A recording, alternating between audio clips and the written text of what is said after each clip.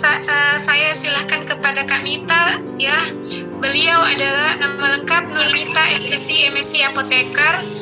Tempat tanggal lahir Samarinda 29 Maret tahun 1984. Tahun di kader di kami sekitar tahun 2003. Rutinitas saat ini PNS dosen di Universitas Mula Warman Kalimantan Timur. Hobi membaca, mengamati dan meneliti. Moto hidup merencanakan adalah setengah dari keberhasilan dan takdir Allah berada di ujung usaha manusia. Ya, kepada Kak Mita. Kak, disilahkan Kak. Iya. Assalamualaikum warahmatullahi wabarakatuh. Assalamualaikum. Suara saya jelas ya, Retno ya? Ya jelas Kak, jelas. Karena tadi saya putus-putus khawatirnya jaringan saya yang agak bermasalah. Sebelumnya mungkin menyambung dari KUI ya, tapi tadi menyapa dulu di para senior-senior perempuan kami ya, karena ada Kak Niar, ada Kak Arni, Kak Lela, Kak Naimah, Kak Uwi, tadi siapa lagi ya?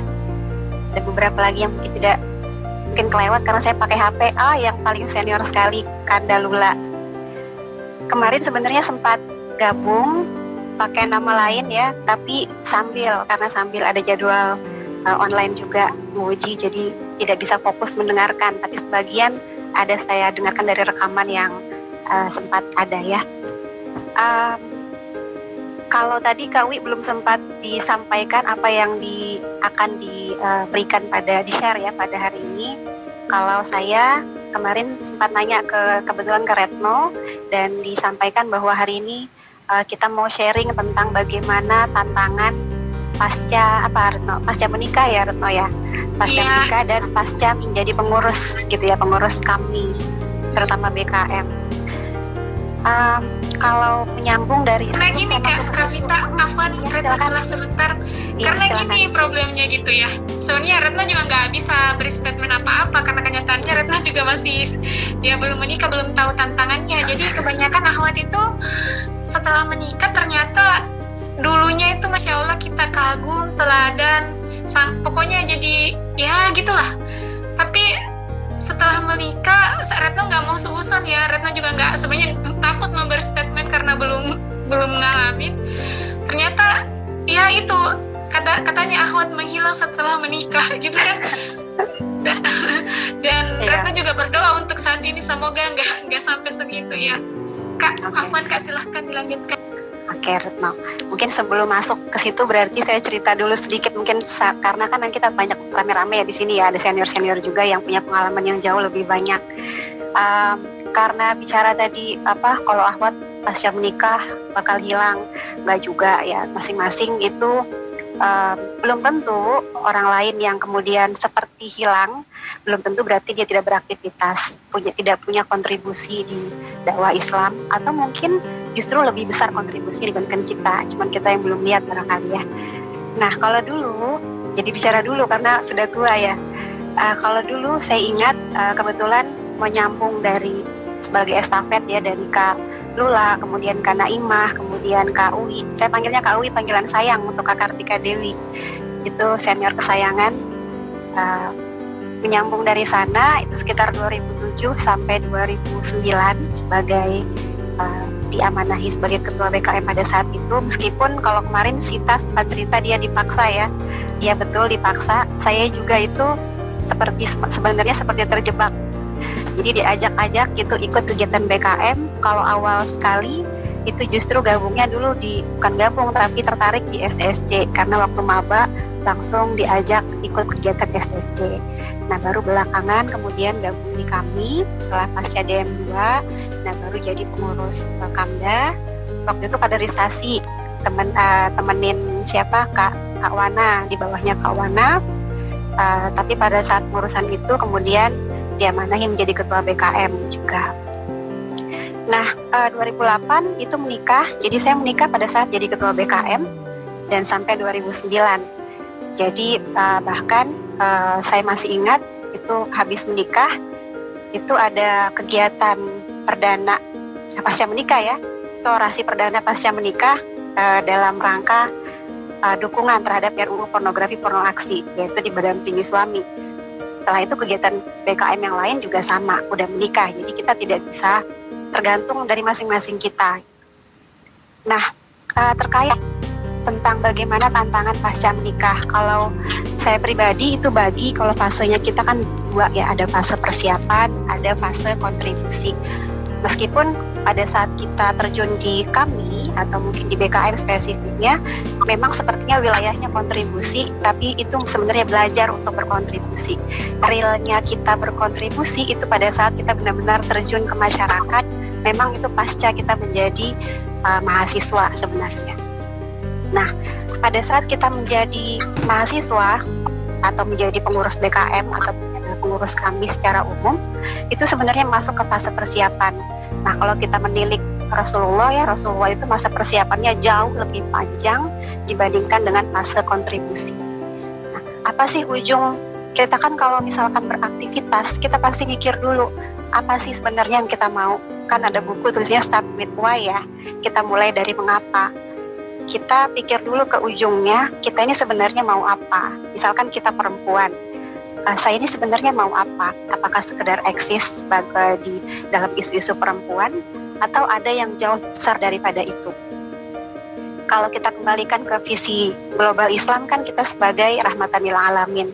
Jadi ujungnya sebenarnya kita memberikan solusi bagi permasalahan umat. Nah, untuk itu, seperti tadi yang Kak Uwi sampaikan, memang ujungnya adalah kita menjadi seorang expert di bidang kita masing-masing. Dan tidak harus dipatok selalu misalkan harus isu perempuan. Setiap kita pasti punya potensi. Nah, ini yang pertama kali harus kita gali.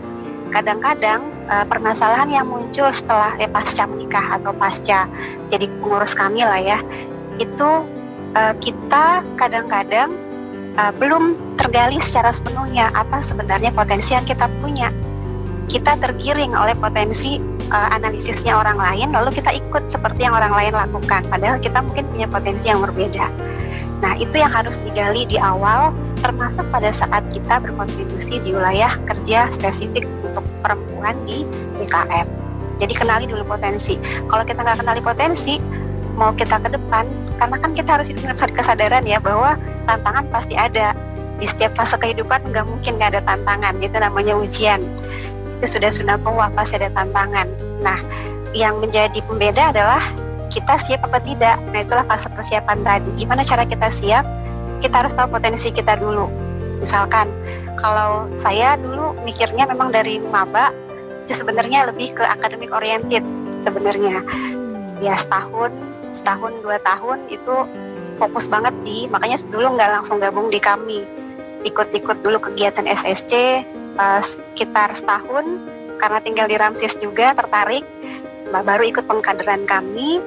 Kemudian setelah itu ya terjun ke kami juga tidak langsung ke bidang kemuslimahan kan.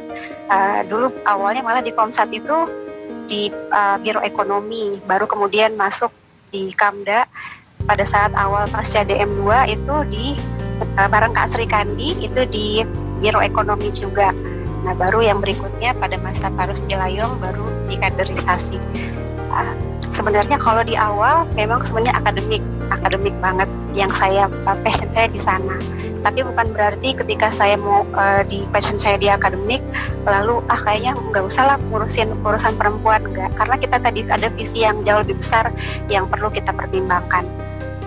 Nah, kalau sudah kita tahu potensi kita, kan tantangannya tadi sudah jelas ya, dunia itu selalu berubah. Yang kedua adalah yang perlu kita lakukan prioritas, apalagi kalau sudah menikah. Ya, dan pertimbangan prioritas itu tidak akan selalu sama antara orang satu dengan orang yang lainnya. Kita tidak bisa mematok, harusnya dia prioritasnya ngurusin bidang perempuan aja, atau dia harusnya nggak usah kerja. Tidak, setiap orang itu punya analisis yang berbeda terhadap potensi yang dia punya dan prioritas yang dia akan lakukan. Nah, kalau dulu saya ingat ketika habis menikah, karena memang di proses ta'aruf juga udah nanya duluan ya. Kalau dulu proses ta'aruf udah nanya bagaimana pandangan Anda, pakai antum ya, pandangan antum terhadap pergerakan perempuan. Itu sempat ditanya di ta'aruf dengan jawaban yang memuaskan, makanya jalan. Jadi di BKM pun nggak ada rintangan setelah itu. Jadi jalannya smooth aja. Tapi setiap orang akan berbeda. Bukan berarti harusnya dulu kayak gini juga waktu ta'aruf, enggak. begitu tantangan ada, ya tadi eksplor potensi kita, lalu prioritas yang kita pasang. Kalau saya pribadi, prioritas adalah keluarga. Itu sebenarnya bukan jadi bukan untuk ditimbang-timbang ya. Memang prioritas adalah keluarga. Adapun kontribusi yang jauh lebih besar itu adalah bagian dari misi global juga selain terhadap keluarga yang harus dibicarakan dengan pasangan kita. Ya kalau kemarin ada Sita cerita ya di part 1 ada ketua BKM pasca Sita ya, habis Sita kemudian ada beberapa setelahnya yang mundur karena menikah dan ada yang dilarang oleh suaminya. Apa nih, jadi screening awal siapa itu?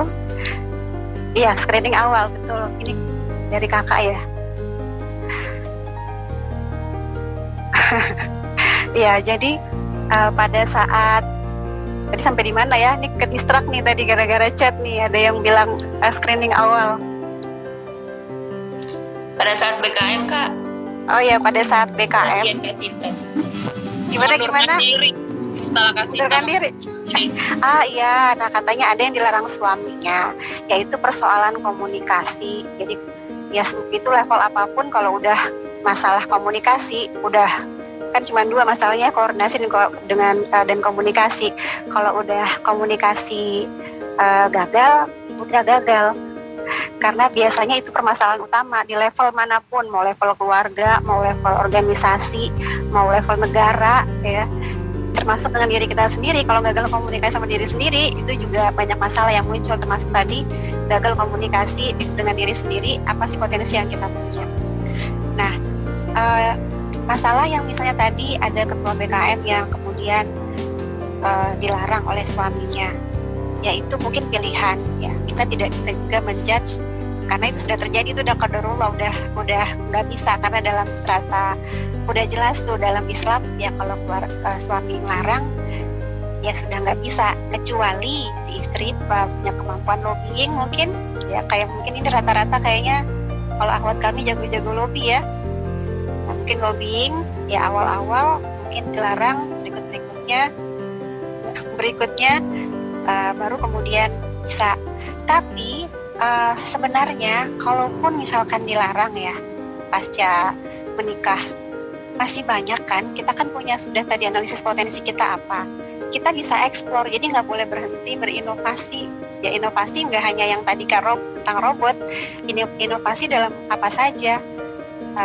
Jangan bilang bahwa kalau misalkan ada akhwat kami pasca menikah di rumah aja itu gagal. Enggak, justru banyak yang lebih jago, banyak yang lebih punya manfaat rahmatan lil alamin yang lebih daripada kita yang mungkin beraktivitas di luar. Misalnya punya jejaring yang lebih luas, karena dia tahu potensinya apa, dia bisa eksplor itu, dia punya prioritas yang jelas, dan dia tahu tujuan akhirnya apa. Dia mau jadi expert muslimah di semua bidang sesuai passion yang kita punya. Kalau misalkan saya yang kebetulan menjadi dosen, ya karena memang passionnya di situ. Kalau memang kita punya passion sebagai perempuan kami di bidang media misalnya, ya prioritaskan peningkatan kapasitas di situ supaya bisa menjawab visi global Islam yaitu rahmatan lil alamin tadi. Jadi tidak bisa, kadang-kadang kita kan nganggap oh itu sukses, oh si akhwat itu sukses, oh yang itu gagal. Padahal suksesnya orang kan beda-beda. Suksesnya orang satu atau cara metode yang orang lain gunakan supaya sukses atau parameter suksesnya ya si A itu belum tentu merupakan kesuksesan bagi si B. Karena masing-masing punya analisis yang berbeda dan sudah menjadi pakem kita ya, bahwa kita menghargai semua pilihan orang lain. Dan juga kita menganggap oh kalau si A itu nggak ada lagi muncul di mana-mana berarti dia nggak eksis, gagal untuk kaderisasi di BKM-nya, enggak ya. Kalau saya pribadi yang paling penting adalah tadi di akhir, menjadilah expert muslimah. Dan alhamdulillahnya kan mahasiswa semua ya, Kesatuan Aksi Mahasiswa Muslim Indonesia, mau laki-laki ataupun perempuan. Mahasiswa artinya kan itu punya potensi besar tuh, minimal di bidang keilmuannya dia. Atau kita lah ya, jangan dia, kita. Itu satu tuh, makanya dulu sebenarnya agak sedih ya kalau ada yang tidak mau menyeimbangkan antara aktivitas di luar dengan akademiknya. Itu sedih sebenarnya. Atau pada saat itu belum ada pola yang bisa menyeimbangkan itu. Nah, karena memang ada orang-orang yang memang passionnya di sana. Jangan dipaksakan dia untuk misalkan dia harus menjadi misalnya politisi, menjadi politisi di praktis, misalnya jadi calon anggota legislatif. Enggak. Jadi kita memang penting, termasuk kalau levelnya organisasi. Nah, ini orang psikologi pasti lebih jago. Memang di awal itu gali dulu potensi semua kader perempuan kami yang ada di level manapun, baik di Komsat maupun di Kamda. Kalau udah dianalisis potensinya bagaimana, baru dipetakan. Jadi masing-masing itu dibuatkan panggung-panggungnya supaya dia bisa menjadi expert muslimah. Karena tidak bisa dipungkiri, meskipun kita misalkan buat sebuah skema kaderisasi yang luar biasa untuk perempuan kami, kalau passionnya nggak di situ, pasca dia menjadi bagian dari kami, udah jadi alumni, dia nggak akan ke sana. Jadi lebih baik di awal, di masa persiapan, fokusnya sesuai dengan potensi yang dimiliki ya, untuk kita semuanya. Mumpung ini rata-rata, tapi nggak tahu nih rata-rata di sini senior apa junior ya. Jangan-jangan ini di forum ini rata-rata malah senior, jadi percuma saya sharing karena lebih banyak yang punya strategi yang lebih jitu. Tapi kalau untuk yang mumpung masih belum keluar dari pengurus kami, belum jadi alumni, nah itu manfaatkan. Nah, tantangan di dunia kerja, kalau saya pribadi, tantangannya sebenarnya kurang lebih sama antara kita dengan orang lain pada umumnya. Ya, nggak ada yang berbeda. Saya pribadi beruntung, sangat merasa beruntung bergabung di kami, apalagi di BKM ya. Itu beruntung sekali karena apa? Satu, belajar manajemen waktu, karena di saat yang bersamaan harus sibuk ngurus akademik, kita juga membagi pikiran kita untuk mengerjakan hal lainnya. Yang kedua, belajar mengenali karakter orang lain. Kalau orang lain begini, gimana cara pendekatannya? Kalau orang lain begini, itu bermanfaat sekali pada saat kita masuk ke dunia kerja. Kalau saya pribadi dosen, sama seperti itu. Itu beruntungnya kita ketika pernah berkecimpung bersama orang-orang hebat ya di dunia organisasi. Kita akan memetik hasilnya pada saat kita berinteraksi dengan orang lain di luar dari komunitas yang sudah mapan tadi ya, kan di luar itu lebih heterogen ya daripada yang lingkup kami sendiri ya. Mungkin itu tambahan terakhir yang penting sekali ya, kembali Iqra pembaca ya, tapi bukan sekedar baca satu perempuan literasi ya, tapi yang kedua pandai membaca zaman. Karena tadi yang seperti Kak Uwi bilang, zaman itu berubah, yang hari ini kita kerjakan besok belum tentu itu masih relevan. Jadi memang mau tidak mau kita harus dengan kesadaran bahwa dunia ini akan terus berubah dan kita nggak boleh tergerus dengan itu. Jadi terus menerus memperbarui, mengupdate kapasitas kita. Ilmu itu banyak ya, ilmu itu banyak sekali, luas sekali, ada di mana-mana. Tinggal kita yang daya tampungnya mau dibesarin apa enggak.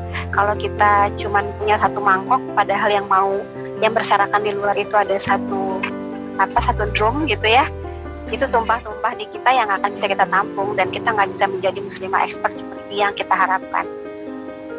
Mungkin itu terlalu kesannya terlalu ambisius gitu, tapi enggak, itu kan sudah inti ajaran Al-Quran, rahmatan lil alamin tadi. Jadilah expert di bidang kita masing-masing. Dan ketika kita ya, muslimah kami yang masih jadi mahasiswa, ketika nanti Antuna jadi orang-orang yang expert di bidang Antuna, ya itulah cerminan dari muslimah negarawan. Ya memang seperti itu, nggak hanya sekedar jago orasi, nggak hanya sekedar pandai retorika, tapi memang menjadi perempuan-perempuan yang expert, tapi dia dengan label muslimah, ya muslimah negarawan. Mungkin itu dulu pengantar kedua ya, setelah tadi Kak Uwi, mungkin nanti Kak Naimah akan lebih kompleks dan lebih menyempurnakan. sambil nanti mungkin lebih banyak dieksplor di diskusi. Saya kembalikan ke Retno.